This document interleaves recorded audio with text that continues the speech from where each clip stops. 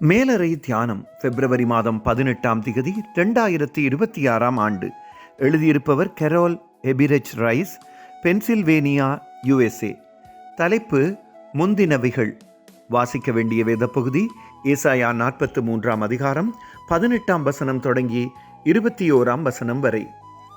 இன்றைய நாளுக்குரிய தியான வசனம் ஏசாயா 43ஆம் அதிகாரம் 18ஆம் 19ஆம் வசனங்கள்.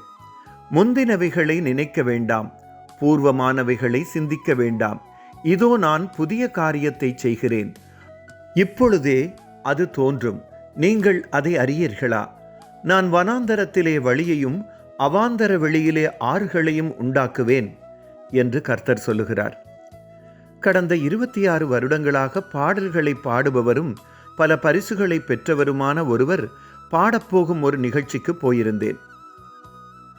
பாடுபவர் சரியான நேரத்தில் மேடையில் ஏறி நடந்தார். ஆனால் பின்னணி இசையுடன் அவர் எடுத்து வைத்த அடி பொருந்தவில்லை.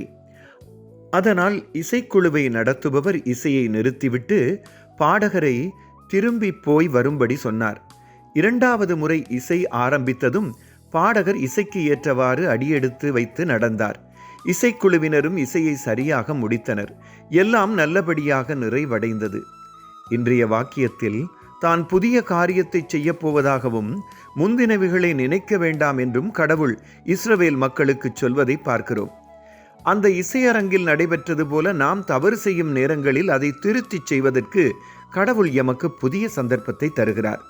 கடந்த கால தவறுகளை கடவுளிடம் ஒப்படைப்பதற்கு லெந்து காலம் நல்லது. அதற்கு நாம் செய்ய வேண்டியது கடவுளிடம் உதவியை கேட்பது மட்டுமே. புதியன செய்து முன் செல்வோம். ஜெபம். இரக்கமுள்ள கடவுளே, தவறுகளை ஒப்படைத்து புதியவைகளை செய்ய உங்கள் வழிநடத்தலை தாருங்கள். ஆமேன். இன்றைய நாளுக்குரிய சிந்தனை. முந்தினவைகளை மறந்து புதியவைகளை செய்யும்படி கடவுள் என்னை அழைக்கிறார். கடவுளுடைய அன்பும் இரக்கமும் பிரசன்னமும் இந்த நாளில் உங்கள் அனைவரோடும் கூட இருப்பதாக.